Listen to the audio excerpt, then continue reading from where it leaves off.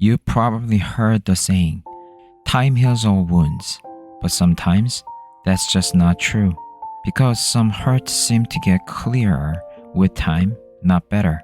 So, what are we supposed to do with the pain we can't forget?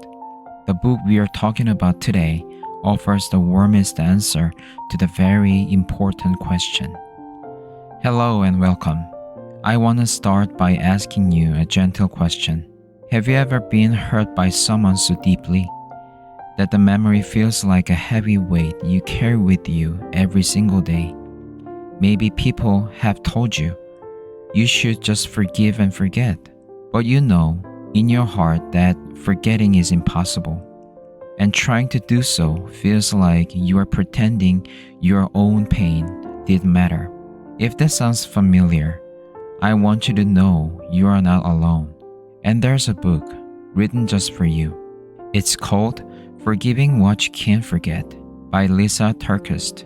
It's a guide to help you move on, make peace with those painful memories, and create a life that feels beautiful again. Today, I want to walk you through the loving and powerful message of this book. We will explore its main ideas and the gentle steps it offers, so you can see if this book might be the friend your heart needs right now. This book doesn't start by telling you to forgive. It starts by sitting with you in your pain. It understands that before we can even think about healing, we need someone to acknowledge how much we were hurt. Lysa Terkeurst, the author, writes from a place of deep, personal experience. She went through the heartbreak of her husband being unfaithful, which completely shattered her world. So her words aren't just theories. They are lessons learned through tears and prayers. She knows what it feels like to be stuck. The book helps us see that unforgiveness is more than just anger. It's like being chained to the person who hurts you, forced to drag their memory into every part of your life. It's exhausting, and it gently clears up some common myth that keeps us trapped. First, is a myth that forgiving means you're saying what you did was okay. The book makes it clear that's not true at all. You need to forgive precisely because what they did was not okay. Another myth is that you must forget. But the title itself tells us that's not the goal. The goal isn't to be erase the memory, but to take away its power to hurt you today. And maybe the most important one, the idea that forgiveness and reconciliation are the same thing. They are not. And we'll talk more about that in just a moment. By understanding our pain first, the book creates a safe space to begin thinking about a path forward. This is the most powerful idea in the entire book. It will change everything for you. The book teaches that forgiveness is not just a gift you give to a person who hurts you. It's a gift of freedom that you give to yourself. Let this sink in for a moment. As long as we wait for the other person to say sorry, we are letting them control our happiness. But when we forgive, we take back our own power. We are saying, what you did will no longer control my life. I'm choosing peace for myself. And this brings us to that key difference, forgiveness versus reconciliation. Forgiveness is something you do on the inside. It's a personal decision between you and yourself, or you and God. It's you deciding to let go of the anger and bitterness. It only requires one person, you. Reconciliation, on the other hand, is about rebuilding a relationship. It requires two people. It needs trust, and it needs the other person to be truly sorry and willing to change. This is so freeing. It means you can completely forgive someone, even if you never speak to them again. You can forgive someone who isn't sorry. Your freedom doesn't depend on what they do. The book does come from a Christian perspective. The author explains that her strength to forgive comes from her belief in God's grace. But even if you are not religious, the core principle is universal.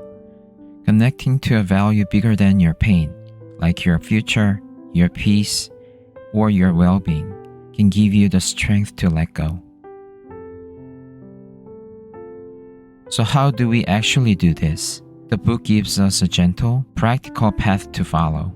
First, fully acknowledge your hurt. You can't heal a wound if you pretend it's not there. Give yourself permission to feel the sadness and the anger. Maybe write it down. Name what you lost. This isn't about dwelling on the past. It's about cleaning the wound so it can finally start to heal. Second, learn to set healthy boundaries. This is such a practical and powerful tool. The book explains that boundaries are not walls to punish others. They're like a fence you build to protect the beautiful garden of your heart. A boundary isn't about controlling them.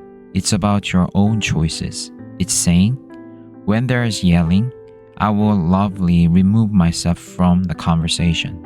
It helps you feel safe even if the other person doesn't change. Third, know how to handle the pain when it comes back. Some days, a memory will pop up and the hurt will feel fresh all over again. The book says this is normal. It's part of the process. The key is to have a plan. When the pain comes, you can gently remind yourself, I've already decided to forgive. I'm choosing peace today. Then, do something kind for yourself, like taking a walk or listening to your favorite song. Finally, you let go of the need to get even. A part of us often wants the other person to hurt as much as we do.